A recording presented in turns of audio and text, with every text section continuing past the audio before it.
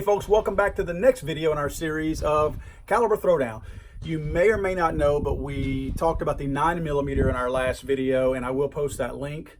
Today we're going to talk about the 40 Smith & Wesson, and then next time we're going to talk about the 45 ACP. What we're doing is talking about the most popular big boy calibers right now. And I say most popular because I know 10 is pretty popular, and we are going to do a spin-off piece on the 10mm later, but for now we're going to keep it with the 9, 40, and 45. I'm going to go back as far as the turn of the century, 1900s. John Moses Browning.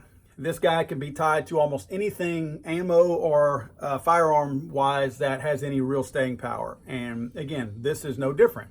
John was part of that whole process. John was approached for a different size round for the Romanian army. It was a little bit interesting back then how Colt and FN both used John Browning's services. The way it worked was you would find a Colt model that would get introduced, and then you would have a, I guess you could say, competing FN model, but the same model but with an FN moniker on it. They were both utilizing John Moses Browning's designs and his creations. They pretty much took the world as far as firearms use goes and divvied it up between them. Belgium got X amount of countries, and the United States got the other ones. So they had an agreement, a friendly agreement between them that they would not sell guns in each other's territories, and that's how they kind of did it. It was a gentleman's agreement, and actually back when gentlemen were still gentlemen, and it worked. However, Romania was not really, no one had claimed it, and they were looking for a handgun with a particular round. John Moses Browning took his 1911 design, scaled it down to about a 7/8 design, 9 or 10% smaller than what his original 1911 design was, and he chambered it for that 9.8mm Colt round. The crazy thing was Romania decided that they didn't want it, so they were actually left with 4 prototypes out there, 4 prototypes of this scaled down 1911. I even saw where one was actually sold back in 2012 for 63,000 bucks, that one prototype. You'll notice on the prototypes, and this is the actual picture of one, that it says RAD 40 on it. That's research and development. And of course, 40 being 40 caliber. So a little bit of pretty cool history there. Again, taking the metric and the imperial system, the 9.8mm was roughly what a 40 caliber is. That's why you see the 10mm is the same exact round as far as projectile as the 40 caliber. Another cool thing to kind of keep in mind, John Moses Browning was actually designing the high power. If you remember, he was working with FN at the time, or working for FN at the time. And if you remember, the 9mm was all the rage back then with the Luger, the introduction of the Luger and the 9mm being developed and all that good stuff. That wasn't what John was looking for. John was looking to chamber the high power in 9.8mm, which is, again, essentially the 40 caliber. However, he died, and his apprentice, who went on and completed the high power, actually finished it in 9mm, because again, he was in Europe. And that was kind of all the thing, right? It probably had a lot to do with the availability of the 9mm. The round was extremely available at that time, and you know, the 9.8 wasn't. So it's very possible that he just saw it as, hey, the 9mm, we got a bunch of them, so let's chamber this thing in that. One quick thing I want to add as to why the 9.8mm was kind of sought after by John Moses Browning is that back during that time there was a rifle and a revolver round called the 3840. The ballistics of it. It was a perfect round for both weapons, for the revolver, handgun, and a rifle. John Moses Browning wanted to harness that same ballistic capabilities in a handgun round in one of his newer creations. So that's why he included that and created that in that earlier gun, that scaled down version of his 1911, and was pushing towards that in his high power. Of course, they needed to use smokeless powder at the time, because with that semi-automatic gun, and this is kind of one of the reasons why semi-automatic guns did not take place or weren't built and manufactured back then. The ideas were out there. It's just that with the black powder, it wasn't enough power to cycle the slide and bring, you know, do everything it needed to do. Okay, now wars happened. The Luger happened, which propelled the 9mm into superstardom back then. So everything from the 9.8mm Colt round to anything resembling a 40 was kind of shelved at that point. Let's move all the way to the early 1970s. A man by the name of Whit Collins comes along. And I'm not going to go into all of his background, but Whit wanted to make something with a little bit more power ballistically than the 9mm. He wanted to make something that had the ballistic performance of, again, going back to the 3840. Now, he was also a fan and a friend of Jeff Cooper. If you guys know Jeff Cooper was a huge fan of the 45 caliber. He liked a handgun that had stopping power, and I put that in quotes because I don't want to offend anybody out there, but he liked a handgun round that would drop whatever it was hitting, regardless of where you shot it. Again, that's a different argument we're going to have later on in our caliber throwdown about placement and all that good stuff. But Jeff Cooper liked the big stuff, the big bore stuff. So between the two of them, they got together, and Witt decided that he wanted to use the high power design. They wanted to rechamber the high power from 9 into 40 caliber. And they did it. They tested it in it. They liked what they saw. Cooper's ultimate goal was to have a 200 grain bullet around the diameter of a 40 caliber, travel at or over 1,000 feet per second. And that's kind of what Witt hung on to also. He was like, yeah, I think we can do this. So the two of them got together and they pushed forward and started doing this. And this is an interesting piece that not a lot of people know. They developed a round that's called the 40 G&A. Do you know that the 40 G&A is actually standing for Guns and Ammo? Because Guns and Ammo magazine, remember, they did a lot of investigating. They were journalists. They were the real investigators back then. All the publications were. You know, there weren't people like me and other guys out there that were doing all this, research to try to figure things out. It was usually your true journalists and your publications. So because Guns and Ammo got involved as kind of like the investigative arm of Jeff Cooper and Witt Collins' group, they put G&A on the ammo. So that's why it's a 40 G&A. It doesn't stand for any other crazy acronym or word or anything like that. It's not like Smith & Wesson where it's actually a manufacturer on there. No, it's Guns and Ammo. So the 40 Guns and Ammo is what Witt and Jeff put out there. By 1972, they had made a high power that had a 5-inch barrel that was shooting their 40 G&A, a 100 grain bullet at 1,050 feet per second. They had accomplished what they had set out to do, but the round just never took off. Collins continued his work on the 40 G&A, and Cooper went off still kind of in search of that bigger, better. He went in search of the 40 Super. He was still looking for something a little bit bigger, not necessarily bigger, but had more ballistic trophies, if you will. Again, not much ever happened to that Wildcat round, the 40 G&A, the Guns and Ammo version of it.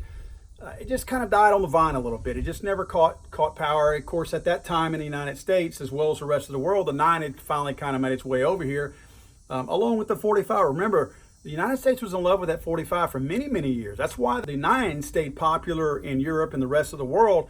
But we wanted that big hunk of lead flying down range. So we were kind of torn. The 9 finally became popular in the United States, and we already had the 45 that we still love, so there was really no room for that 40. The 45 and the 9, they stole the show at that point. Then comes along the 1986 FBI thing. Again, we'll have this story. We'll put a full video on that whole thing. It was a tragic, tragic event. But essentially, again, the rounds that were shot, the 38 Special and the 9mm, did not have the penetrating power that could have ended this firefight a little bit sooner. So the FBI started looking. They were like, all right, we got to find a stronger, better round. We need to work on this. One of the guys, when they were testing different things, somebody brought in their Delta Elite by Colt and said, all right, this is my 10mm. Why don't we include this in our testing also and see if it's a formidable round? Well, they did, and they liked it. However, they were using Jeff Cooper's true 10mm round. Again, you would highly offend Jeff Cooper if you told him today what had happened to his 10mm round that he actually designed back then from a ballistic standpoint. But one thing you have to keep in mind, and this is not a knock against the FBI of today necessarily, because I think that the way that they recruit and where they recruit from is a little different today than what it was 20, 30, 40 years ago. When they were actually working back in the 80s, you got to understand, a lot of the FBI guys were accountants, attorneys. Let's just say they weren't the most practical, tactical guys out there. Let's just say these were not guys that were handpicked as former Navy SEALs, Rangers, Special Forces guys. No offense to all the accountants and attorneys out there. These were not the manliest of people. And boy, that's dangerous to say in today's day and time because everything's supposed to be so feminist. The true Jeff Cooper 10mm round, the Super 40, it was a handful. Even in that Delta Elite, it was a handful. People were having trouble shooting it. I've heard people use the phrase pansies, that these FBI agents were pansies. So what they decided to do so more people could control the round is they decided to water down the 10 millimeter round. Now remember, we're talking about a longer round than today's 40 caliber round.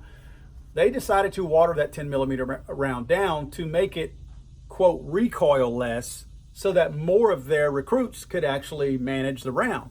So they did. They decided to shorten the round up, which actually they took the 10 millimeter, cut it down, cut the casing down, put the same amount of powder in there. The only difference between the full 10 millimeter that they had watered down was that the 10 millimeter at the time, or still, was using a large primer. And whenever they shortened that casing and made it short like today's 40 caliber is, they put a small pistol primer in there and it worked. So at that point they decided, well, wait a minute, we can now take this 40 caliber round, which is shorter than what our 10 was, our 10 millimeter, and we can use our 9 millimeter handguns because now it fits. The 10 millimeter was just a little bit too long. They were having to use larger frame guns. So now you were going to give them a shorter gun, a smaller gun, a lighter gun, and put a 40 caliber round in there. Now the 40 caliber still had more felt recoil than a 9 millimeter. So handling is still and was still an issue, but not near as much as that 10 millimeter would have been. But one thing to remember is that 10 millimeter still would have been made in a larger frame gun. So that would have tamed just by default a little bit of that recoil had they stuck with the original Jeff Cooper 10 millimeter round. So at this point, Smith & Wesson came into the picture, and I'm not going to go into all that. You guys know all about that. Smith & Wesson and Winchester worked together to perfect the 40 caliber round. Again, they did not develop the 40 caliber round, with all due respect to you guys. This is not a disrespect or a shot at Smith & Wesson or Winchester. It's just that people have this misconception that these guys invented and worked this thing all the way through research and development, and they were the guys that invented this wonderful new round. They were not. They actually had access to all of Witt and Jeff Cooper's previous prototypes, the rounds, all their paperwork, their engineering. So it's not like they even started from scratch. They simply took some work that was already being worked on the 40 G&A, and of course the 10 millimeter with Jeff Cooper, and they finished it. They essentially finished what Witt and Jeff were working on to begin with. And of course, you know the story after that. Everybody got the 40 caliber, 40 Smith & Wesson, and we know the story after that. So the purpose of this video was pretty much the why and the how of the 40 Smith & Wesson. It came along because somebody was looking for that performance of that round that was a really good ballistically performing round in the 38-40 back in the day with John Browning and the old revolver and rifle round. So they did kind of achieve that. Coming up next, our next video is going to be on the 45 ACP. Talk about an American round right there.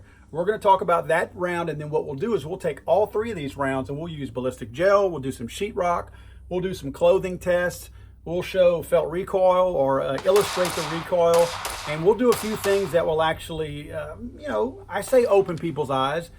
You might learn to appreciate one of the other rounds a little bit more, and you may realize that, one of the other rounds is not for you. But what we're going to do is we're going to try to put forth as much data and information to where you guys can make that decision on your own. We're not like these guys out there that try to continuously tell you what you need and what you don't need. That's up to you guys. I always say that the best round and the best handgun is the round in the handgun that you have on you at the time you are attacked. That's the best one, because it's whatever one you have access to when it hits the fan.